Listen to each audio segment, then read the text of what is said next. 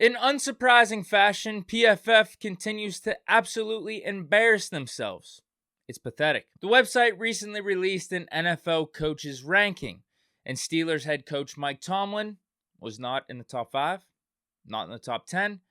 He was ranked number 13. What? PFF should be banned from talking football, and more specifically, talking Steelers, but even more specifically than that, talking positively on the Steelers from here on out. Because I want them to keep that same energy of ranking Tomlin number 13, not including Deontay Johnson in the top 32 receivers in the NFL. That was a ranking that they did a couple weeks ago. Keep that same energy when the Steelers are again making the playoffs, winning divisions, and are in the championship hunt. But they'll probably switch up because that's what most of the fake media, the fake fans always do. And again, as I mentioned at the beginning, it's pathetic. Anyway, back to the abomination that is this ranking. Let's go over the list. They have it put into tiers, which actually makes this list make even less sense, and you'll see why. And they have a note that says they don't use anything in their analytics or their model before 2011 in these rankings, which is really stupid to begin with. It's one thing if you were going to write an article that said the top head coaches over the past 10 years, maybe that would make sense then. But this is headlined the top head coaches heading into 2022. And with that being the case, why randomly stop your list at 2011? Is it a coincidence that's a year after the Steelers went to the Super Bowl? A couple years after the Steelers won a Super Bowl with Mike Tomlin at the helm? So you're randomly just going to leave those stats, leave those facts out of it? But it's PFF. We shouldn't be surprised. But anyway, my overall point is this. When we're talking about head coaches now, head coaches heading into 2022, aren't we taking the culmination of all their years as a part of the equation? Like, don't you think Tomlin's taken some stuff that he learned early on in his coaching career to get to where he is right now? Same with Belichick, same with Andy Reid. That's a part of it. It doesn't have to be the biggest part of it because obviously you have to adapt and change. But there is a reason these coaches have lasted this long, and experience is part of it. So I don't get why PFF is just throwing that aside. Anyway, here's the list you're waiting for. Hall of Fame tier. Number 1, Bill Belichick. Number 2, John Harbaugh. Number 3, Andy Reid. Fine. I think all 3 of those coaches are in the Hall of Fame. But there are some names being left out there. Now they go to the tier of good coaches. Number 4, Cliff Kingsbury. Number 5, Pete Carroll. Number 6, Matt LaFleur. Number 7, Kyle Shanahan. Number 8, Mike Vrabel. Number 9, Frank Reich. Number 10, Mike McCarthy. Number 11, Sean McVay. Number 12, Brandon Staley.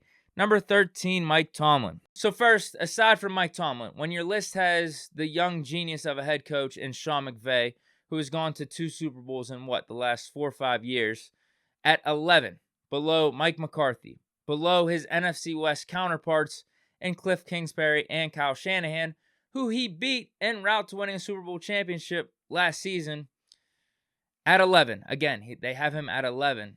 Then your list is an absolute joke. It's an absolute abomination. We'll start from right there. But also to have Mike Tomlin on your list at 13. And who do you have at 12?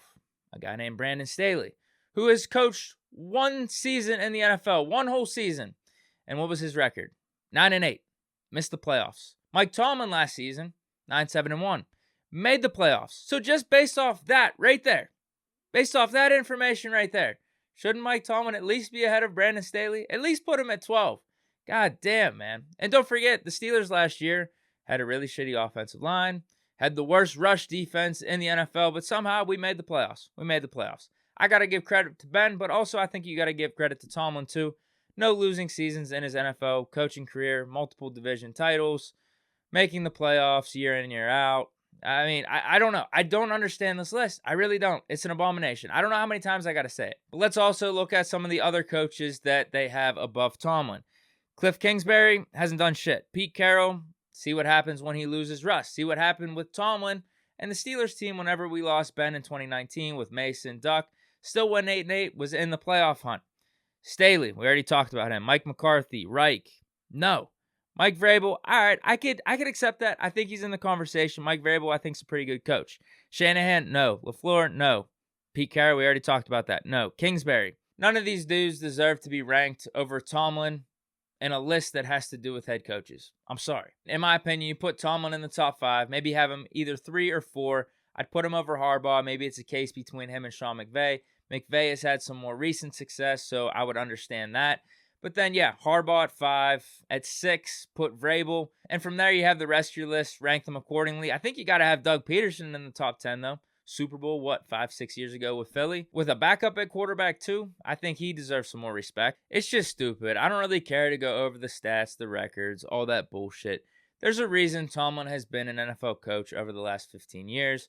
No losing season. Would we have liked to have some more playoff success in recent years? Yes, but I do think there is context to that.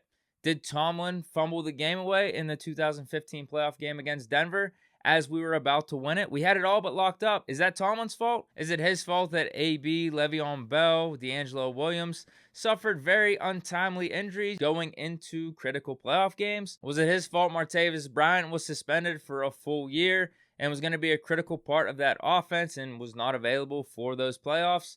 No, I don't think so. I do think context matters for all of this. And if you don't want to believe me with all of this, PFT, Pro Football Talk, they just did a head coach's draft for 2022, and Tomlin was drafted 4th. So just right around what I was talking about. You want to have him 3rd, you want to have him 4th. I think that's reasonable. I think that's acceptable. Thank God I'm not the only one thinking this way. But moral of the story is if you're doing a head coach's ranking and your model spits out something that says Mike Tomlin is the 13th best head coach in the NFL and also says Sean McVay is the 11th best, then you just have to completely throw out the model, trash it, start with something new, or just stop talking football altogether. So PFF, those are your 2 options. That's all I really have to say on this. This is laughable, but it's not surprising. Hope you guys enjoyed this segment of Big Deke News. Let me know what you guys think of this abomination of a ranking. I think I said abomination a decent amount this segment, but either way, that's what it is. Let me know what you guys think down in the comments. Stay chillin'. Peace.